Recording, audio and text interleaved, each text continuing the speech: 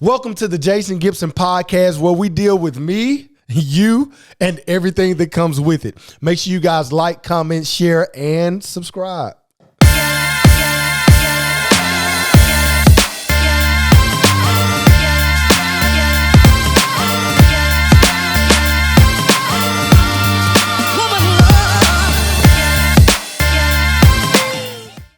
What's going on, everybody? Welcome to the Jason Gibson podcast, where we deal with you and everything that comes with it. You know, today we have a very special episode that is so near and dear to my heart, featuring somebody that has known me my literal entire life. As a matter of fact, before you guys could see me talking to you, I was swimming around in his nutsack. Yes, it will be featuring my father, Jonathan Gibson. You know, the older I get, the more I start to realize how much the absence of a father or the presence of a father has an effect on our ongoing lives.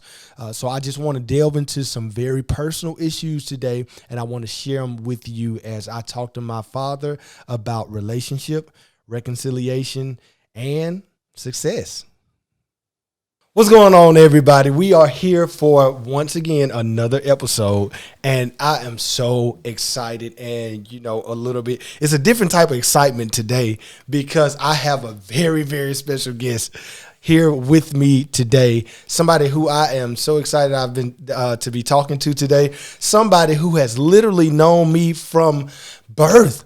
I was swimming around in his nutsack before I even knew you guys or before you knew me. So I have my father here today, Mr. Jonathan Gibson. What's going on, Pop? Hello. What? So, look, y'all, I wanted to do this episode for a special reason because as I'm getting older, I'm starting to see the importance of a father or a father figure in each and every individual's life, specifically in young males' lives. I see the overwhelming effects that it can have on an individual if they grow up fatherless or if they grow up with a father in the home that is not necessarily emotionally or spiritually or mentally present, or people who do have a father in their lives and grow up, and what kind of impact that has on them as they navigate through life. So I wanted to specifically do this episode so that, you know, I could just kind of prick my father's brain just so I could talk to him and so you guys could see the type of relationship that we have. So like I said, this dude is near and dear to my heart. This is somebody that I've always admired and looked up to. And one thing that I can appreciate about my dad that he always taught me how to work. Y'all know me as an entrepreneur. He may not take the title of entrepreneur, but this dude was so entrepreneurial when I was coming up. Like, he had a full-time job at Jackson State University. Outside of Jackson State University, he had his own real estate company and brokerage. Outside of that, he used to fix computers. Outside of that, he used to give piano lessons. Like, this dude he used to do some of everything. So I just want to talk to you a little bit, Dad, tell us a little bit about yourself. Like, when were you born? Where were you born? What's your dad's name, who just happens to be my granddad? I was born November the 29th, 1953. My dad's name was Moses Gibson, didn't have a middle name. My mom's name was Miriam Gibson, didn't have a middle name. My name is Jonathan Gibson. I don't have a middle name, but everybody calls me Joe. So look, you said you were born in 1953. There was another special event that happened in 1953 that I want to know if you remember it.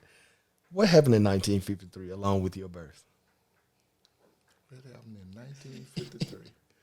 What is a commonality that we both share in terms of an organization?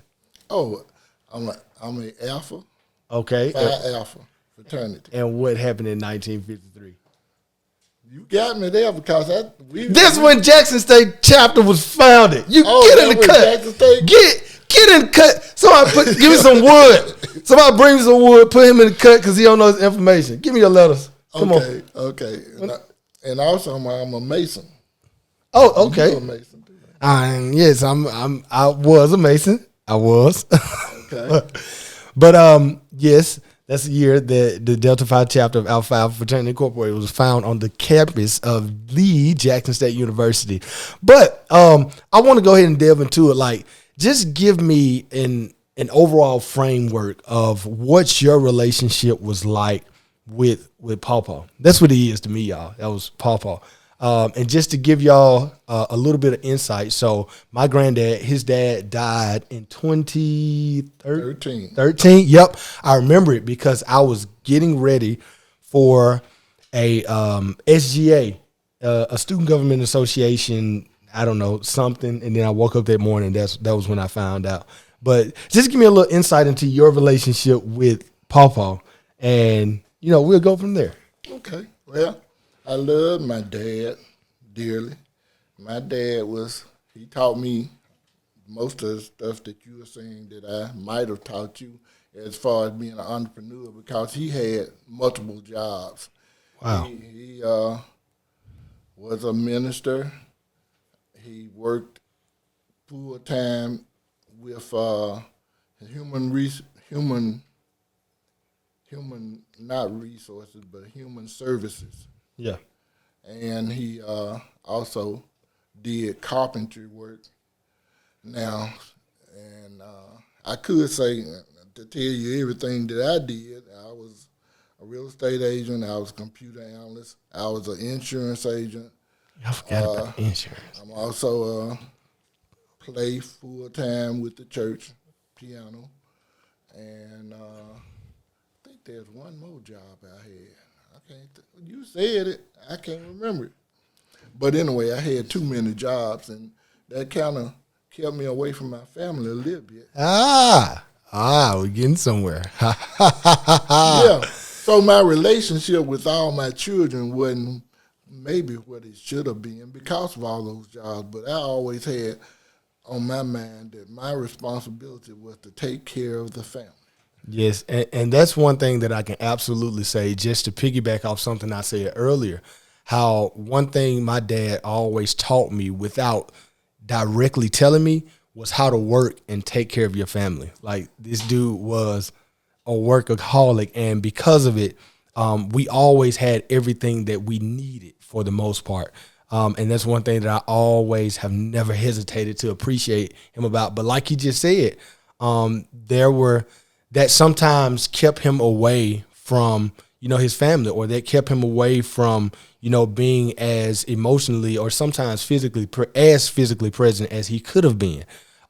So how important do you think that is? Like, do you think that fathers can do both? Can they be the best level of a provider they can be for their family while also being there from a spiritual and emotional and mental level for their kids, so that, they can hopefully, stop their kids from, just kind of inheriting or, being subjugated to some level of mental restraint or some level of trauma that they can avoid if they just had the presence of that father? Like, what do you think that fathers can do both? And what are some ways do you think that they can get that healthy balance?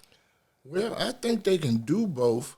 But if they did both, it's always going to be a shortage on one or the other side. Yeah. And I think I had shortage on the family side, but on the taking care of my family, I don't think there was a shortage. Right. But like you said, there are some fathers that completely take one side or the other. Yeah, and it's very hard to balance the two. Very hard. Yeah, and in some regards, like, I don't want to provoke any specific audience, but I don't think sometimes men like yourself or like Maurice. Maurice is my older brother, who is also his son, came out of his nutsack as well.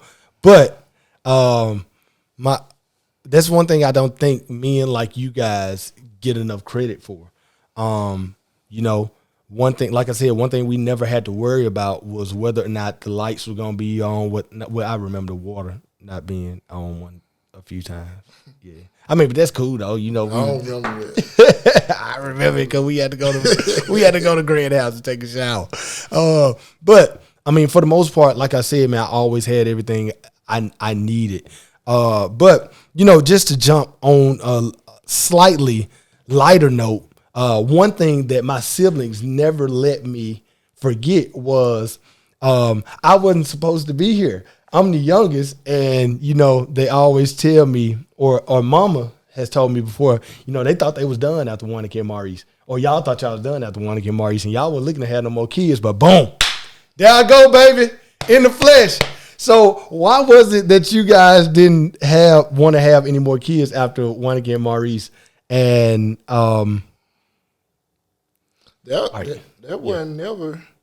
I didn't never think of it that way, because if you think about it, you might not known this, but there was supposed to have been 5 of y'all. Yeah, I know. And I was still supposed to be the youngest. It was supposed to be one between. Because your mom had one tubal birth, and she had one, what you call the other one?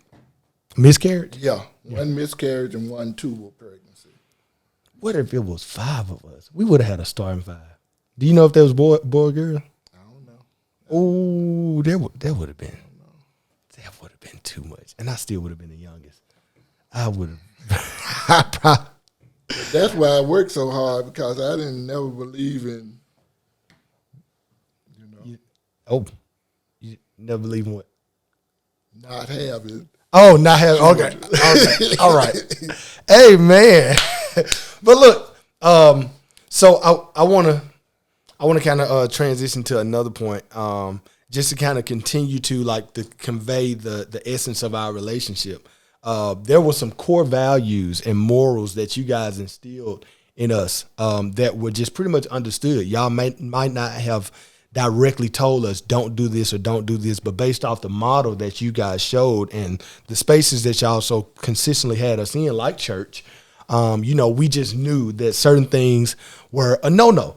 And one of those things was cursing. It was cursing. That was one of those things that we just knew in our house it was not tolerated. But you know which child didn't care about it being tolerated or not? Boom, me, right here. I didn't care. I didn't care about it being tolerated or not, because I didn't see anything wrong with it at 10, and I don't see anything wrong. Well, let me not say that without more context or explanation. But you heard me curse one time, and I really don't know how I feel about your response to hearing me curse. I think at that time you were about 5 or 6 years old. I wasn't 5. I was like 8 or 9. Well, it could have been 8 or 9. I was somewhere up there. Yeah. Well, could you repeat what you heard me say? You said. Who was I talking to? Some other little boy, I guess. I was talking to Chris, who's now anew in the. And you said, "I'm gonna whoop your ass." I know what I said. But what? Tell me this: was nothing about you proud of that moment that your son was probably gonna whoop somebody else's? Nope. I was in the house and I heard it real loud, so I knocked on the window. I remember. I said, "Come here, Jason." And let me tell you didn't waste no time. You didn't even give me time to prep. I just walked in there and you already had a belt in your hand. What about reconciliation? What did I deserve that for saying one cursing word? And then I later found out I didn't know that word is in the Bible. Papa said it in church. I never heard you say it again, did I? Until I got older. You heard it again now. But y'all did a phenomenal job. A little curse here and there. Ain't never hurt nobody. Well, tell you another story about that, though, is that your mom, every time if we watched a movie and they started cursing in that movie, she turned it off. Mm-hmm.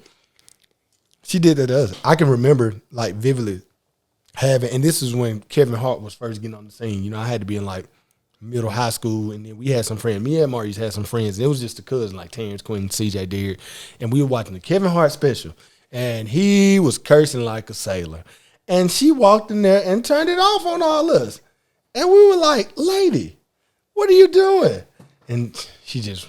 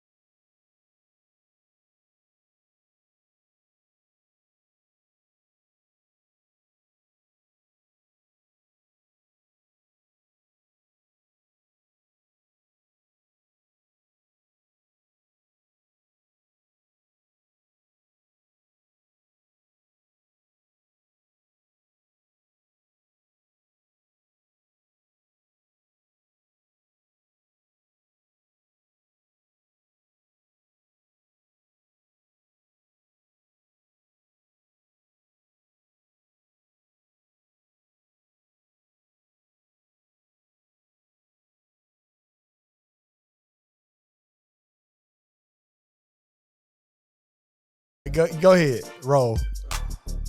The Lord is good to me. He always there on time. Here we go now. The Lord is good to me. Yeah. And he's always on time. He always on time. Always. Welcome, you guys, to the Jason Gibson podcast, where we deal with the whole person and everything that comes with it. So today I have a very special guest, my guy, my business partner, my brother, JJ, the trainer, formerly known as Jonathan Bounds. What up, brother? Hey, it's an honor to be on the show. Oh, my God. What's up, everybody, man? What's up, man? We finna have a good time, man. Hey, listen, so we want to talk about a very sensitive topic with you guys, and today's episode is called We Are Single, and y'all women tripping. Yes, we single, and y'all tripping because we eligible bachelors, we attractive, we got our own business, we doing it. And y'all tripping because we ain't got no girlfriends, we ain't got no fiancés, we ain't got no wives. What y'all doing? What y'all doing? Hey, but no, for real though, y'all. Some of that is our fault. Probably all of it. Oh but we're going to be really honest today. What you think? You think that's our fault? Not all. Maybe. I don't know. We're going to break it down, so okay. We better break it down. So, hey, look, this is the first question I want to ask to JJ, the trainer. And I know it's hundreds, thousands of women out there that would love to know this. JJ, you know, the church mother started asking us this when we turned 25 plus. Why are you single? Why? Oh, I got to be real. I'm going to be real. In today's society, it's kind of hard. It's kind of hard to pick and choose, you know. I don't settle easy, number one. So, yeah, I pick my women very, very wise, you know. So okay. Hey, check this out. He said something in the beginning. He said that in today's society, it's hard for us to, you know, settle down. And I don't think we talk enough about that because we are in a social media age where we just have access to so much. We can see the world in a different way or through a different lens than our parents did. Like, we see everything. And, you know, Instagram has basically turned into a porn site with the silhouette challenge and body, yada, yada, yada. I mean, we see it all. So, I mean, it's not easy to settle down and to be faithful. And I don't think enough people talk about that. It's possible. It's definitely possible. And it's something that I think we both kind of advocate for, but it's just not an easy thing to do. But why do you think it's so hard to settle down aside from just the social media piece? You know, we see everything, but I mean, to be honest, like I said, man, my standards are very high. I mean, I feel like you got number one, you got to be a helpmate. You know, you just can't be okay. You just can't just have the looks, because you know I feel like that's kind of easy to get. You can get some girls, you can get girls to look good. It's just what you gonna bring to the table. Like I said, like you got to be able to help me. You know what I'm saying? Because I'm gonna be able to help you. You know, in whatever areas you need. Well, I'm going to do the best I can. And I'm pretty sure that's a question this man wants to ask me. Yes, we about to get there. Look, no, we ain't going to get there. But he just said something that I think is really key.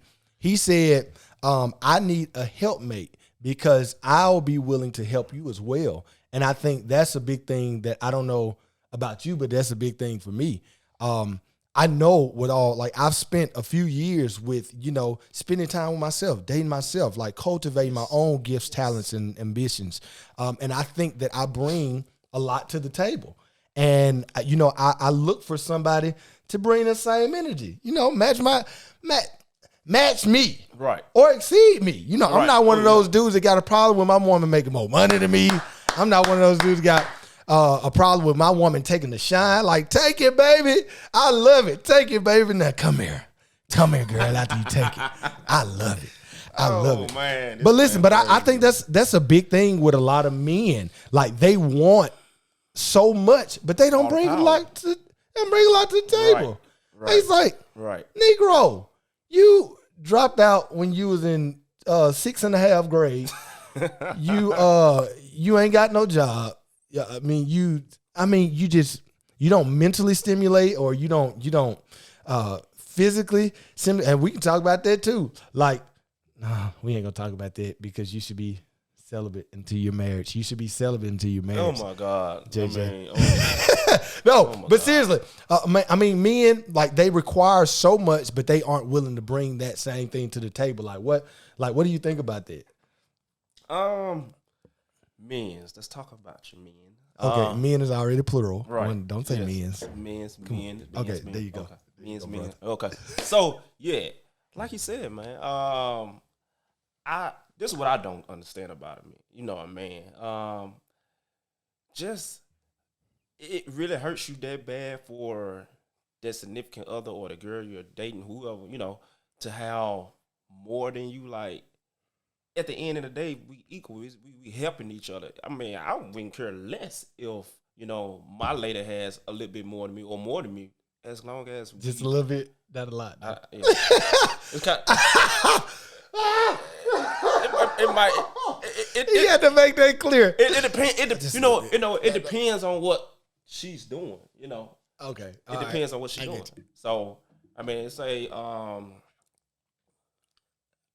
own a business. Okay, let's say she's doing. Think of something that she's a doctor. Yeah, of course, she making more money than me, but we still pretty much making the same type of money because we are equal, and that's fine, And I feel like that's what's wrong with a lot of men, man. They just they want all the power. Let's put it like that, and that's great, but we can't have all the power. And I think as men, we definitely, and this is not meant to be like a men bashing segment because we're men. I mean, let's just be real about it. But I think just as men, we dish out a lot of what we're not willing to get back.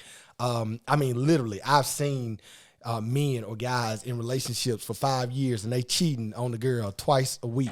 And then as soon as the girl like a picture on Instagram of another dude, now you can't eat for 3 days because you're depressed and your stomach in turns. Like what we definitely dish out so much. For him to know that, I mean, I'm guessing it happened.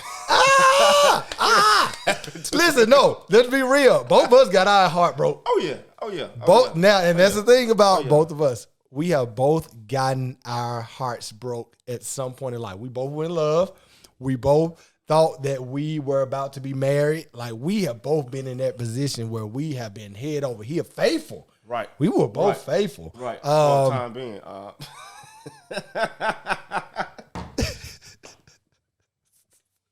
Well, yeah, we were both doing really well. And I think that too, man, I think men don't deal with the trauma or the issues or the perplexities that they brought out of a previous relationship before they take it into another one. And I know that was my case. Initially, when I got out of a relationship, just at my hands, I hurt a lot of people just because I wasn't fully over my previous relationship. And I brought a lot of that dysfunction in my current relationship, which it took me to get older, get a little more wisdom, get a little more maturity for me to realize that, Jason, like, that's not right. Like, that ain't it.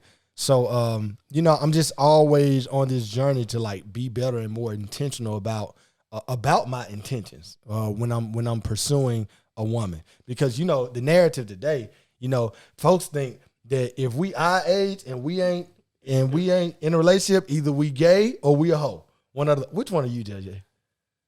I'm definitely not gay. We get that out, but I'm a single man. I think I'm a single man. You a single man? I think I'm a single man. You think? You got a girlfriend? I'll just play. I'm very single. Oh, okay. I was going to say, look. I just want to, I'm very single. We got to talk about that offline. Because I could have sworn that we just talked a few so-sos ago. Yeah. So tell me this, JJ. What is it? Because we alluded to it a little earlier, but what is it that you want, like specifically, like the traits? What is it that you want out of a woman? Like, I want my woman to be A, B, C, D, and all this. Like, or what is it that you would desire out of a woman? That's a question. That's You already said you wanted a helpmate. yes. I'm not gonna say that one. I go looks come number one for me, and I know We know, don't talk about that enough. I- Like folks be looks- like, looks don't mean everything. I want you to be fine. What you Right. mean? I I gotta wanna- look at you for the rest of my I want life. to turn around in the bed and be like, okay, yes. That's, I'm Why happy. you gotta be in the bed? Or just turn around in the kitchen and just be like, oh, honey, you're so pretty. You're pretty. But yeah, looks come number one for me. And then, after your looks, it's vibe. I gotta have that connection. We gotta vibe. Yeah. Friends. I'm ready to do the same thing, like go out, go travel, have the same ambitions of life, like that's a turn on for me, and then we can go from there, we can go from there. You gotta love the Lord. Yeah. Oh, I felt Gotta my love help. the I just Lord. quick. Yes. Yabba do. Oh yes, this Yeah. is one important thing.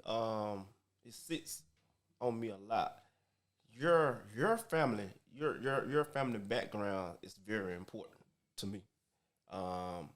That's a good one, JJ. I don't want to, it's sometimes you just can't help your family background, but then again, like, your actions, a lot of your actions come from your family background, so Yeah. that's another thing that's very important. I'm pretty sure I'm going to forget some things, but yeah, those are like one of my main things, unless something pop in my head, right next 2 seconds, but Yeah. I think for me, I used to have this long and very detailed list about, what I wanted in a woman. But here recently, and, I'll quote him here recently, Michael Todd, he, did a relationship goals series. And then one of the things that stuck with me was rip up your list, because so many times we can have all of these things that we want out of a woman. So all of these things that we want out of a companion or a partner, and that may not be what God wants for us. So I've learned how to, develop my non-negotiables. But also because, yes, I do have non-negotiables, and I know people may not get with that, but hey, if you're not willing to, bear my non-negotiables, then we just not supposed to be together, because one of them, which is what JJ alluded to, was my faith. Like I am a blood washed, amen. dipped in the blood Amen. believer. Hey, filled with the Holy Ghost. Yes. So, I mean, I'm really serious about my faith. So I just don't see it working with somebody that doesn't ascribe to the same spirituality that I do. Something else that I just had at the forefront of my mind, but it just literally left. I think, but at its core, I just want somebody that adds value to my life. Because I don't look for a woman in a traditional sense, or, what was kind of the narrative that was kind of propelled on us, like from what a nuclear family mother should look like somebody that cooks, somebody that cleans, Right. somebody that's going to take care of the babies while I'm at work. No, that is probably, I ain't gonna say that's not what I want, but it's just not priority right now, because I cook, I clean, I fold my own clothes, I have my own house. It stays pretty clean. I like decor. I like all that stuff. So it's just like I don't look for something that I already have, which it would be cool to like cohabitate with somebody of the opposite sex on those things. But, I just want somebody that adds value, because I know I can add value to you. I just want you to do the same thing to me. So, I just hit 6 figures. So like, who can help me get to a million? Like, I just, my mental strength, I'm in ministry. Like, who can help me to like cultivate my gifts and my talents and abilities, because it's going to reciprocate. Right. I want to help to cultivate you too.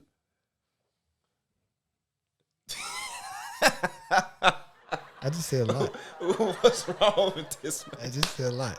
Because I feel like that was good. That was good. And you're supposed to give me my credit. You should say amen or something. No, I'm preaching better than y'all talk.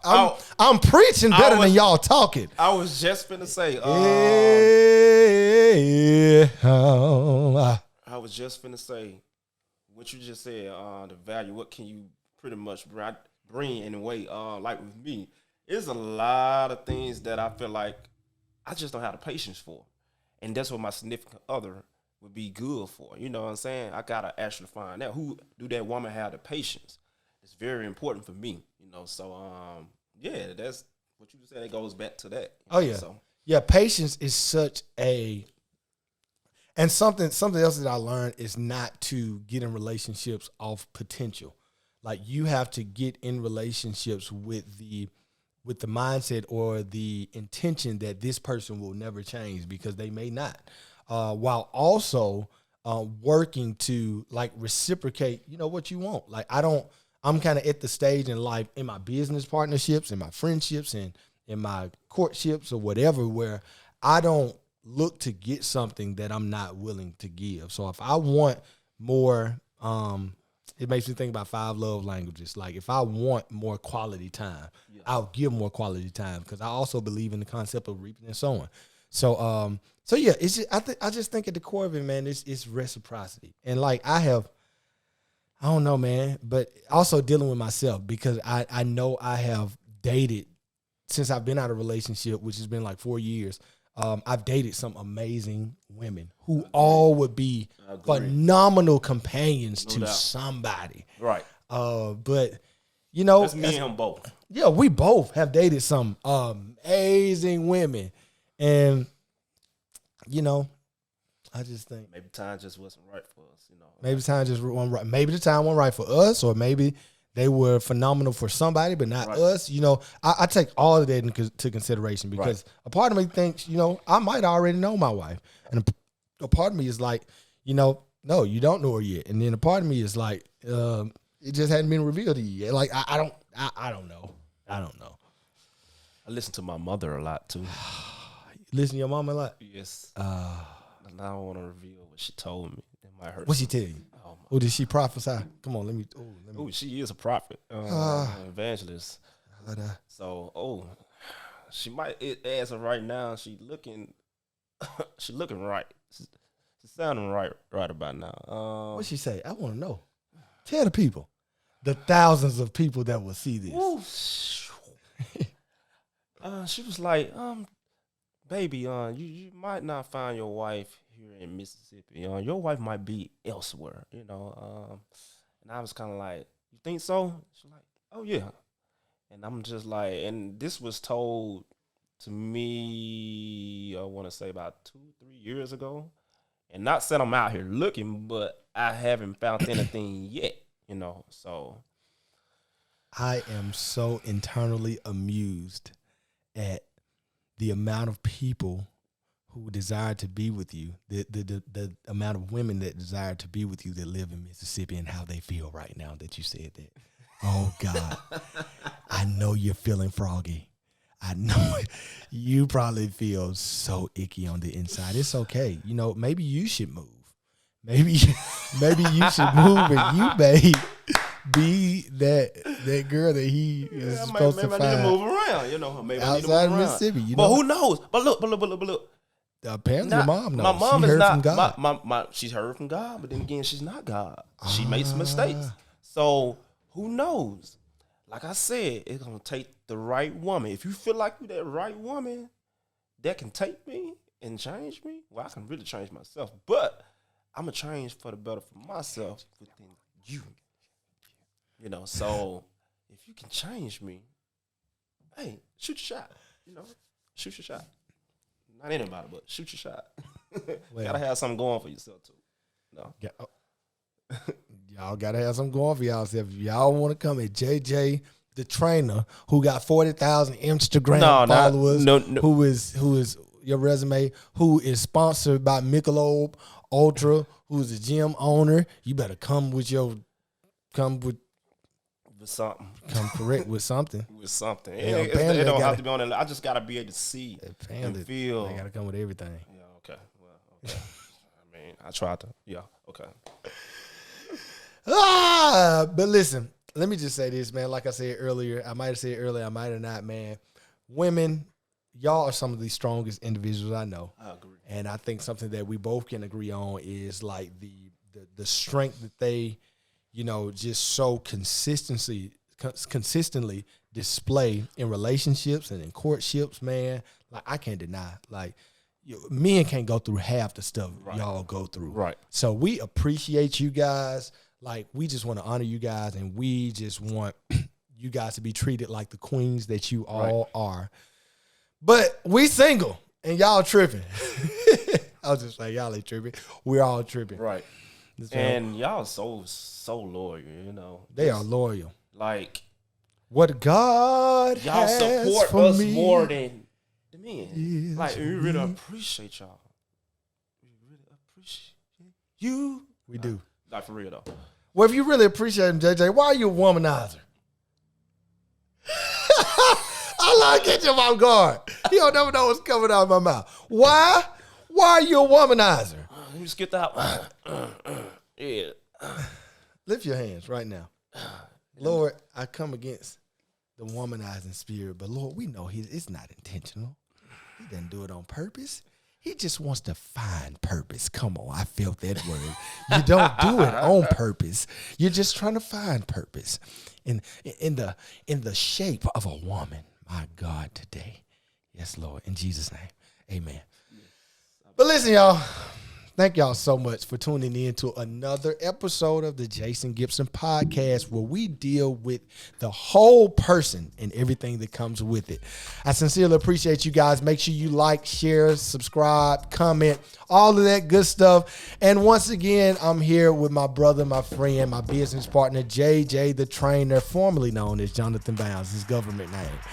But I love you guys so much, and I'll see you next time.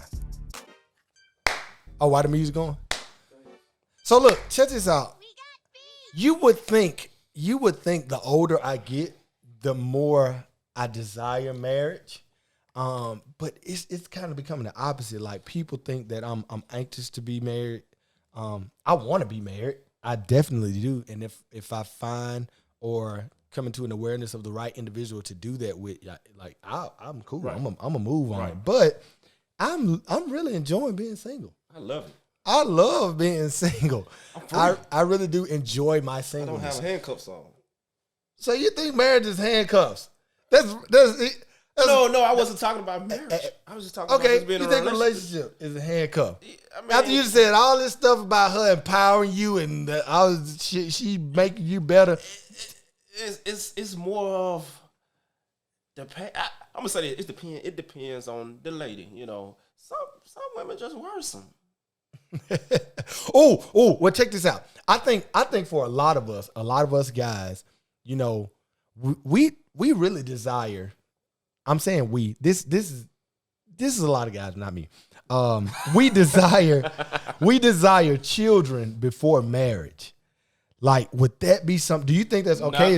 Is that something that you would like consider? Like, hey man, let's just have a kid. No, unless we talking about future, as in I'm proud of you, JJ. As in, I feel like if I have a baby with you, we got something to work with. As in, we going to the league. We gonna be rich because I have a baby. Other than that, no. B-Y. It took me a minute to really come out and say, but. Yeah. This goes out to all my baby mamas. I've got some from all my baby mamas. This goes out to all my baby mamas. It's okay to be a good baby mama. You're a good baby mama. You're just not for JJ. So, JJ. But tell me this, like, are you enjoying your singleness? I love it. Like, how often do you date? And when I think of dating, I mean like take somebody serious. Take somebody out on a date. Here and there, sometimes I get asked out, so. Oh, you get asked out. So you're okay with? Do you think that it's cool for women to ask guys out, or would you rather be the one that pursues? I mean, me personally, I feel like I like to be the one that asks a lady out. If the lady asks me out, that's cool too. Hey, check this out. I'm cool. I did that on purpose, but it depends on the lady. I just didn't want to. hurt anybody, but it depends on who asking me. You ain't out. want to hurt nobody because somebody did that and you ain't want to ask you out. Yes, we'll talk about it.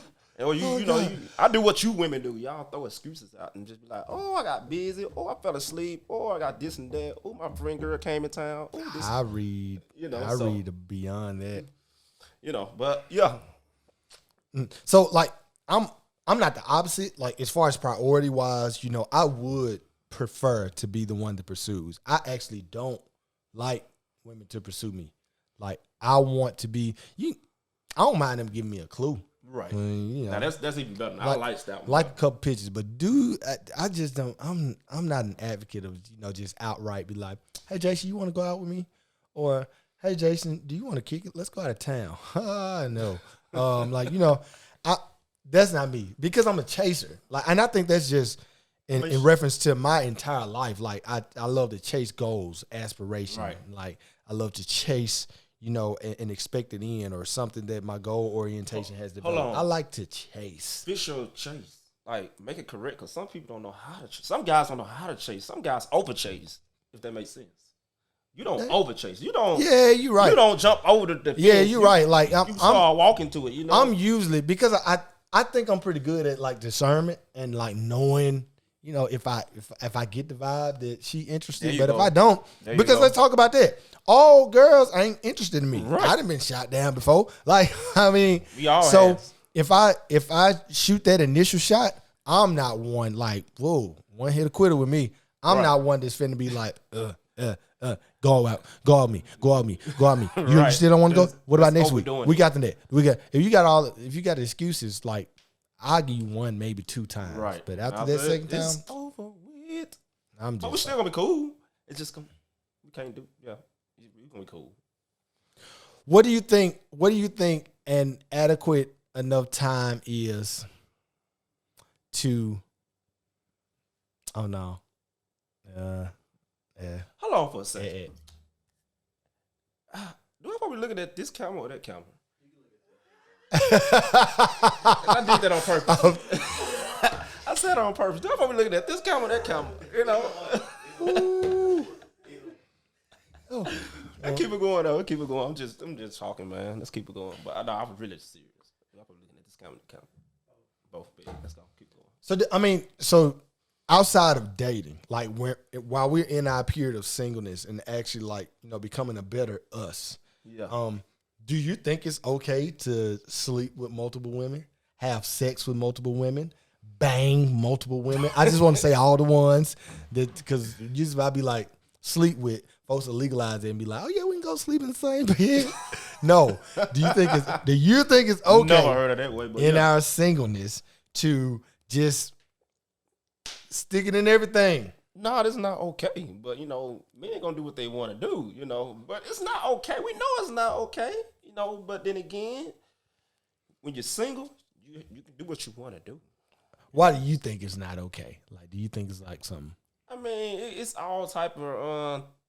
If you really want to go deep, it's different reasons. It's just anything can happen. Disease. Oh yeah. Babies. Yeah. Oh, tell me this: would you prefer to get in a relationship or marry somebody who's a virgin or not a virgin? Not a virgin. Not a virgin. That's becoming the more popular response. That's why I asked. But it depends on how the virgin makes me feel.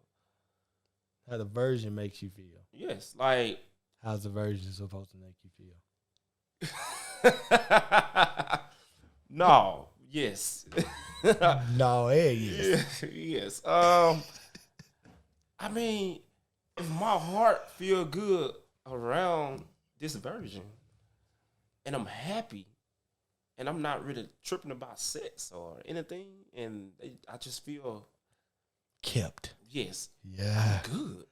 It's good to be kept. I'm good. I mean, we can do other things. He'll keep you. We can do other things. You can always do other things, but yeah, I mean, are you one of those people that's like? I'm very touchy now. But yeah, I need her to be kind of touchy. Because some folks would be like, I'm a virgin because I hadn't had insertion of the vaginal canal. But is that what you're talking about? Like they can still perform oral sex? Yes. Yes. I mean, I still need that. Nah, I don't need no. They ain't no version if they slobbering and carrying on. Right. So what y'all gonna do? That's what I'm trying to figure out. That's a hard one. I really can't even. I don't know. I might can do it for a certain amount of months, but no, Gib, I don't think I can do it. You don't think? Hey, I'm just keeping. I don't think I can do it.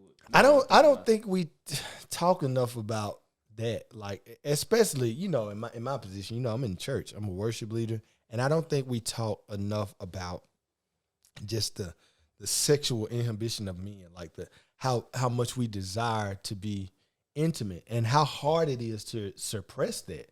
To like we would say, take up our cross and die daily. Like that is not easy. Like it is not easy. You're talking to a worship leader who is a minister, who is all that. Like it's not easy. Like it's literally requires you to be extremely disciplined and take up your cross and die daily. And even when you die, it's still not literally die, but like die to your flesh. It's hard, but I don't think we talk enough about how much we talk about women being the emotional creatures, but like men are like we need the sentiment too. Like we need the affection too. Yes, we just because you say it all the time, man. I like to be touchy feely. You like for women to be like touchy feely on you. You be like, yes, I love it. She don't touch on me. I don't want her. I don't overdo it, but yes, like I need it. I come home, be tired. You strike. Out. You like baby oil and frankincense and hey, shea butter and stuff. We ain't talking about honey. the bedroom right now. He going a little deep. That's some great things though. I can see you, JJ. That's some great. Rub this honey down my back and lick it. That's you, girl. Rub it all the way down my crack. You do it. You do it. I'm finna go. I'm done. 3, 2, 1. Whoa. We done. Boy, you crazy. Okay. All right. So, ladies, there's another one. If you try to get with JJ training, you need to be an expert at that honey game. An expert at the honey game. Don't play.